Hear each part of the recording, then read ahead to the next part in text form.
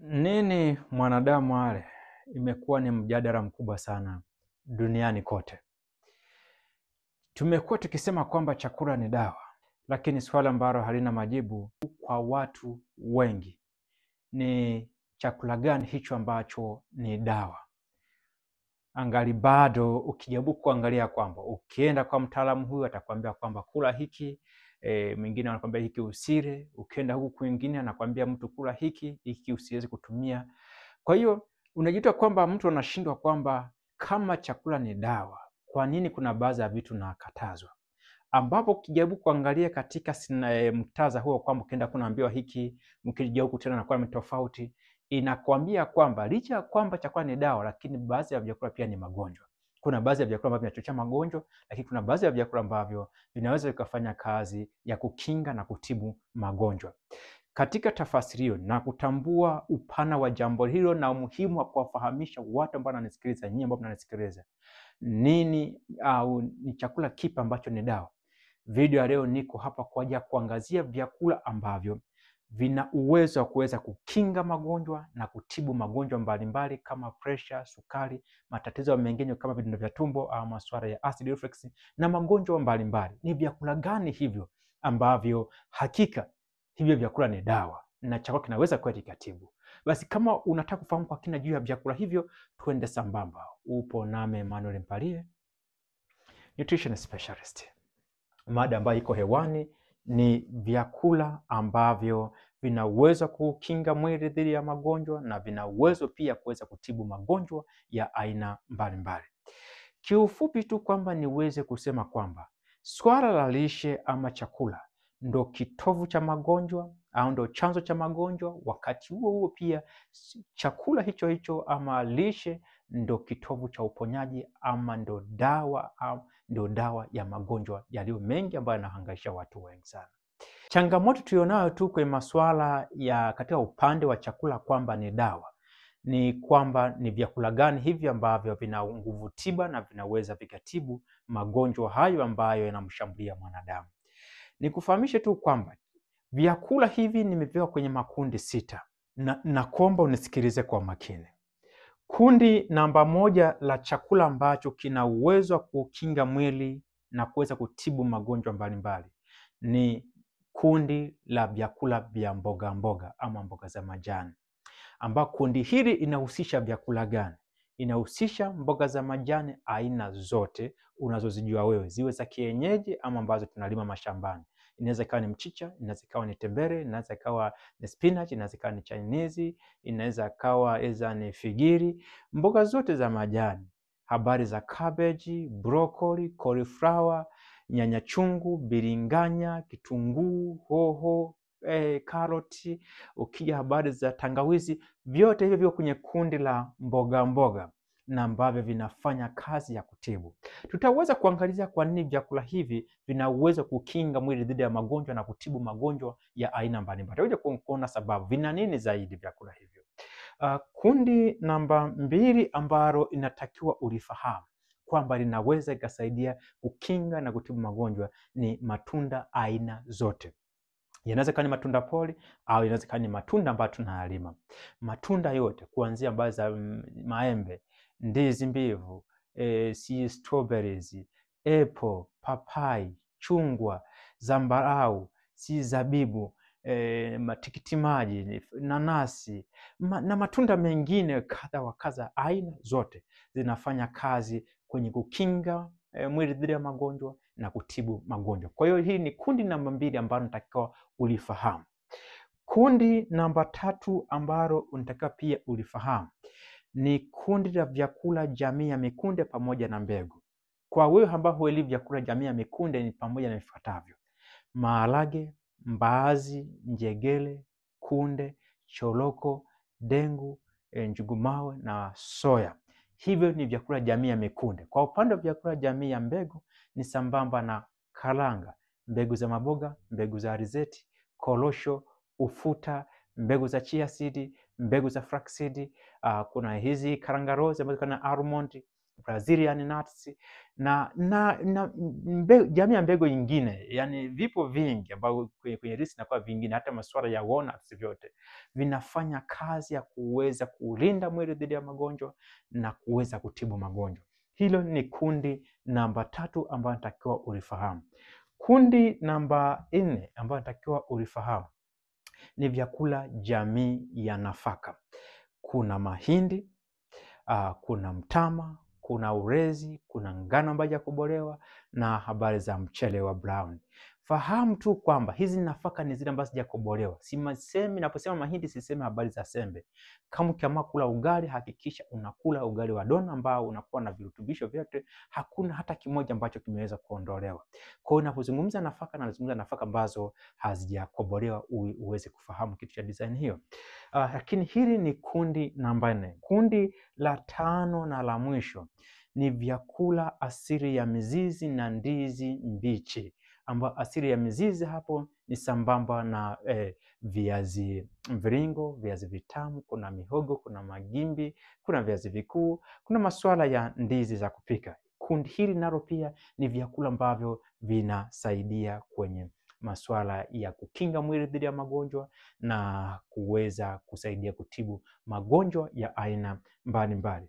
Kwenye vyakula ambavyo nimevitaja hapa, kuna vyakula baadhi vimekuwa kitumiwa kwa matatizo kadha wa kadha, hasa kama maharage, nasema sababisha vidonda vya tumbo, kitu ambacho sio kweli. Maharage hajawahi kusababisha vidonda vya tumbo, bali anaweza kusaidia mtu kumkinga dhidi ya vidonda vya tumbo. Kuna vingine kama jamii ya mizizi, watu wamekuwa kusema kwamba vinaleta kiungulia, ambapo kwa baadhi ya watu kwamba hiyo inatokea kwa sababu tu baadhi ya watu wanashindwa kumeng'enya baadhi ya wanga, lakini ni vyakula ambavyo viko vizuri kivitumia kwa muda, vinakuwa viko vizuri na bado vinasaidia kwenye kukinga dhidi ya magonjwa. Vyakula hivi vimekuwa vikiambatana na changamoto moja ambayo inatumiwa, watu wengi wanavituhumu kwamba vina wanga nyingi. Wengi wanasema kwamba wanga inanepesha, kitu ambacho sio kweli. Hakuna mahala ambapo tunasema kwamba ukila kiazi kitamu utaota kitambi, wala hakuna sehemu ambayo imeandikwa nasema kwamba kila tunda utaota kitambi, wala kila maharage kwamba utaota kitambi, kwa sababu vyakula vyote hivi ambavyo nimevitaja vimesheheni wanga. Kiufupi tu, kama ni kufahamisha habari za wanga, wewe ambao hufahamu, wanga ni kirutubisho ambacho kimeng'enywa kwenye mmeng'enyo wake kinatuletea habari za glucose, ambapo glucose inakuwa chanzo cha nishati. Na nimesema vyakula hivi kuanzia mboga za majani, matunda, jamii ya mikunde, nafaka na mizizi, tunasema kwamba vimesheheni wanga ni kwa sababu tu wanga inatokana na mmea au inatokana baada ya kuwa mmea umevuna nishati ya jua kupitia mchakato wa photosynthesis, ambayo ile nishati ya jua inafanywa mchakato na kuweka kwenye mfumo ambao tunaita kwamba ni wanga au carbohydrate. Ile wanga inahifadhiwa kwenye majani ya mmea, inahifadhiwa kwenye matunda, inahifadhiwa kwenye mbegu, inahifadhiwa kwenye magome, inahifadhiwa kwenye mizizi, sehemu mbalimbali za mmea huwa zinahifadhiwa. Ndio maana tunasema mboga za majani zina wanga na zenyewe, matunda yana wanga, habari za mikunde kama sehemu ya mbegu ina wanga, nafaka kama sehemu ya mbegu zina wanga, jamii ya mizizi kama sehemu ya mzizi wa mmea vina wanga. Kwa hivyo vina wanga, lakini vyakula hivi ni bora sana. Vyakula hivi vinafanya kazi ya kuweza kukinga mwili dhidi ya magonjwa na kuweza kutibu magonjwa. Kwa hiyo katika tafasiri nyingine, inatakiwa ujue kwamba tunaposema neno kwamba chakula ni dawa, inatakiwa kwa jina lingine tuseme kwamba vyakula vitokanavyo na mmea ndo dawa na sio vyakula vingine. Kuna mtu anaweza kusema, kwa nini haujataja nyama? Kwa nini hujataja maziwa? Kwa nini hujataja mayai? Kwa nini hujataja kuku? Naomba nikuhakikishie tu kwamba vyakula hivyo hatuwezi kusema kwamba vinatibu magonjwa. Hakuna mahala ambapo tunasema kwamba nyama ya kuku inatibu ugonjwa wa kisukari wala inatibu pressure. Hiyo sehemu haipo. Na hata hivi ni kufahamisha tu kwamba tunaamini kwamba dawa za mitishamba zinafanya kazi ya kutibu magonjwa mbalimbali. Ufahamu tu kwamba hata madaktari wenyewe wa mitishamba hawa, hakuna daktari ambaye anapaki nyama kwenye makopo na kusema kwamba na kukuuzia wewe kwamba hii dawa inaenda kutibu kisukari. Atapaki dawa ambayo imetokana na magome ya miti, majani ya miti, matunda ya miti, mbegu na mizizi ya miti. Full stop. Hapo ni habari za mmea tu, ndugu yangu ambao unanisikiliza.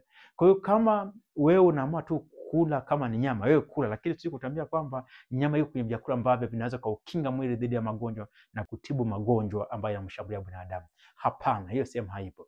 Ukija hata hivyo hama kampuni ambayo inauza virutubishi lishe, watakwambia vile virutubishi lishe vimetokana na matunda, vimetokana na mboga mboga, yani vimetokana na mbegu. Yani watakwambia vimetokana huko. Na si kwa vimetokana na nyama ya kuku wala vimetokana si na mayai. Hamna, huwezi kutoa kitu cha design hiyo. Kwa hiyo fahamu kwamba tunaposema kwamba chakula ni dawa, kwa tafasiri nyingine tunasema kwamba vyakula tunavyomea ndo dawa. Kwa nini vyakula hivi tunavyomea vina uwezo kukinga na kutibu magonjwa? Sababu namba moja ni uwepo wa nyuzi lishe. Vyakula vyote tunavyomea vimesheheni nyuzi lishe au makapimlo. Fahamu tu kwamba nyuzi lishe au makapimlo ni aina ya wanga ambayo inakuwa na kazi nyingi kwenye mwili wa binadamu. Haimeng'enyi kwenye mmeng'enyo, lakini ina faida kubwa sana katika kuboresha afya ya mmeng'enyo, kukinga watu dhidi ya ukosefu wa choo, kukinga watu kupata changamoto ya acid reflux, kukinga watu wasiweze kushambuliwa na habari za vidonda tumbo, kupunguza habari za mafuta aliyemo kwenye mwili wako, kuhakikisha kwamba sumu zinatolewa, kuhakikisha kwamba moyo wako na mishipa ya damu na afya njema na mifumo mingine kadha wa kadha. Nyuzi lishe zinapatikana tu kwenye vyakula tunavyo hivi na mmea ambavyo nimevitaja hapa. Nyama haina nyuzi lishe kwa maana kwamba haina fiber. Mayai wala maziwa wala samaki wala dagaa wala kuku havina hizi nyuzi lishe. Hiyo vitu wala ni hamna. Lakini sababu nyingine ya pili ni kwa sababu vyakula hivi vina kemikali ambazo tunaita kwamba ni phytochemicals. Ni kufahamisha katika lugha tu ya kawaida. Phyto huwa inamaanisha mmea, kwa maana ya kwamba katika nafasi nyingine ni kemikali zitokanazo na mmea. Kemikali hizi zinafanya kazi kulinda mmea dhidi ya magonjwa. Ni bahati nzuri kiangalia kwenye clinical trial, kwenye tafiti mbalimbali zinatuambia kemikali hizi ambazo zinalinda mmea dhidi ya magonjwa ndio pia zina faida kwenye mwili wa binadamu, zina uwezo kukinga mwili, lakini pia zina uwezo kemikali zikuweza kuzuia bakteria, virus na fungus zisiweze kushambulia mwili, na pia zinasaidia pia kwenye kukinga masuala ya inflammation ambayo ni vyanzo vya magonjwa mengi sana. Hizi phytochemicals, kwa kuwa zimeandikwa ni phytochemicals, ni kama zinapatikana kwenye mmea tu peke yake, na hizi zipo za aina tofauti tofauti. Kila aina ya chakula kina aina fulani za phytochemicals. Kwa mfano, kila rangi ya chakula inamaanisha kwamba imebeba aina fulani ya phytochemicals. Ukiangalia kwa mfano matunda yenye rangi nyekundu, maana yake na phytochemicals hizi ambazo zimepatia ile rangi na zinakuwa zina kazi maalum ya matibabu. Kwa mfano rangi nyekundu, matunda ambayo yana rangi nyekundu au vyakula ambavyo vina rangi nyekundu vinasaidia kwenye afya ya moyo na mishipa ya damu. Ukija kwenye vyakula ambavyo vina rangi ya njano ama orange vinasaidia kwenye uono na kuongeza kinga ya mwili. Kwa hiyo kila rangi ya chakula inakuwa imebeba aina fulani ya phytochemicals ambazo zinakuwa zinawasilisha kazi yake na aina fulani ya magonjwa ambazo zinaweza kufanya ambazo phytochemicals zinaweza kuzuia. Kwa fahamu kwamba kuna uwepo wa phytochemicals zinapatikana kwenye hivi vyakula ambavyo nimevitaja. Namba mbili, kwa nini vyakula hivi ni bora na vinakinga dhidi ya magonjwa? Ni kwa sababu ya uwepo wa protini yenye ubora. Ufahamu tu kwamba protini tukanao na wanyama iko tofauti sana na protini tukanao na vyakula vya mmea kama jamii ya mikunde hizi, jamii ya mizizi, nafaka na baadhi ya matunda kwenye mboga za majani. Kwenye mboga za majani kuna protini pia, japo kiwango chake pia ni kidogo, lakini kuna protini. Na hizi protini ni nzuri na ni rafiki kwenye figo za mwanadamu, lakini pia ni rafiki kwenye ini la mwanadamu, lakini ni rafiki pia kwa ajili ya kwenye mmeng'enyo wa binadamu. Haiharibu mwili bali inajenga mwili, tofauti na protini kwa na wanyama. Ukiangalia tafiti nyingi, kwa mfano kuna baadhi ya tafiti ambazo zimejaribu kuangalia ulaji wa protini tukanao na vyakula tukanavyo na mmea na protini tukanavyo na vyakula tukanavyo na wanyama kama nyama, maziwa, mayai na uhusiano uliopo wa mtu kupata changamoto au tatizo la saratani ya utumbo wa tumbo mpana. Kuna tafiti zinatuonyesha kwamba kadri unazidi kula protini nyingi tukanazo na wanyama, ndio kadri unazidi kuongeza hatari ya kuweza kushambuliwa na saratani ya utumbo mpana. Lakini kuna baadhi ya tafiti pia ambazo zinatuonyesha kwamba kwa wale watu ambao wana changamoto ya H. pylori bacteria au ambao wana vidonda vya tumbo, ni kwamba kadri unazidi kuongeza ulaji wa protini tukanazo na wanyama, ndio pia unakuwa unaongeza hatari ya kuweza kushambuliwa na saratani ya utumbo. Lakini kuna baadhi ya tafiti pia zinazidi kuangalia kwamba protini itokanayo na wanyama inachochea hata saratani ya matiti, inachochea saratani za aina mbalimbali. Kwa hiyo unaweza kuona kwamba protini itokanayo na mmea tu ndio inabaki haihusiani na magonjwa hayo, na hii inapatikana kwenye vyakula hivi. Ndio wanasema kwamba vyakula hivi vinatukinga dhidi ya magonjwa, na kwa namna nyingine ni kwamba pia vinasaidia kwenye kutibu magonjwa. Namba 4 ni habari za uwepo wa wanga yenye ubora na mafuta yenye ubora. Ifahamike tu kwamba wengi wanasema vyakula vya wanga ni vibaya. Wanga ambayo nataka watu waseme ni wanga kutokea madukani, vitu kama sukari zipo kwenye soda, hizo wanga ambazo zishakobolewa kama vyakula kama mandazi, mikate ambayo wanga yake imeshakobolewa, sembe, hizo wanga ambazo zote zimeshafanywa uchakatuaji, zimeshachakatwa, zimeshaondolewa baadhi ya vitu, then zile wanga ni mbaya. Lakini wanga hizi ambazo zipo kwenye vyakula ambavyo ni asilia ni wanga ambayo kila mtu ambaye anasikiliza, kila mtu ambaye anahitaji kujikinga na magonjwa ni anaihitaji. Kwa sababu hiyo wanga ni bora, lakini hata mafuta yake yako vizuri. Kwa mfano, huwa tunasema kwamba mafuta kama mafuta yakiwa free, yakiwa yako huru ni mabaya sana, lakini yanapokuwa yako kwenye mbegu yake yanakuwa yako vizuri, yanakuwa hana shida na mtu. Ukila karanga na aliyekula mafuta ya karanga ni watu wawili tofauti. Ukitafuna mbegu ya alizeti na aliyetumia mafuta ya alizeti ni watu wawili tofauti. Tumia mbegu ya alizeti katika mfumo wa unga katika namna yoyote, lakini ile ndio njia ambayo ni nzuri sana ukapata faida ya hizi mbegu ama vyakula ambavyo vina mafuta. Kwa maana kwa yale mafuta yake ndio yale mafuta haiwezi kuleta changamoto, bali yatakuwa na manufaa makubwa sana kwenye mwili wako.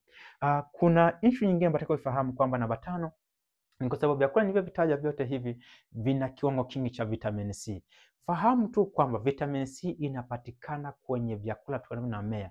Nyama haina vitamin C, mayai haina vitamin C, kuku hana vitamin C. Vitamin C inapatikana kwenye mmea, is only found in plant, kwenye vyakula hivi, ambapo vitamin C inafahamika kwamba ina kazi nyingi kwenye kukinga dhidi ya magonjwa, hata kwenye kutibu. Na umekuwa ukiona kwamba kuna mtu ambaye kama una upungufu wa vitamin C unapata changamoto za fizi na changamoto nyingine, lakini fahamu tu kwamba vitamin C ni muhimu sana, ikiwa ni sambamba na vitamini nyingine kama vitamin A, vitamin B, zote zinapatikana isipokuwa vitamin B12. Fahamu tu kwamba vitamin B12 haipatikani kwenye vyakula vitokana na mmea, bali inatengenezwa na bakteria, na lakini unaweza kupata kwenye vyakula vingine kama vitokanavyo na wanyama. Unaweza kupata hata kwenye vyakula vingine ambavyo havijasafishwa vizuri, unaweza kupata kwa sababu ya wale bakteria, kwa sababu vitamin B12 kabisa ng'ombe hatengenezi wala mmea hatengenezi, au mnyama hautengenezi. Mnyama aina yote hatengenezi vitamin B12 wala mmea, isipokuwa tu ni bakteria ambao anaweza kutengeneza ile vitamin B12.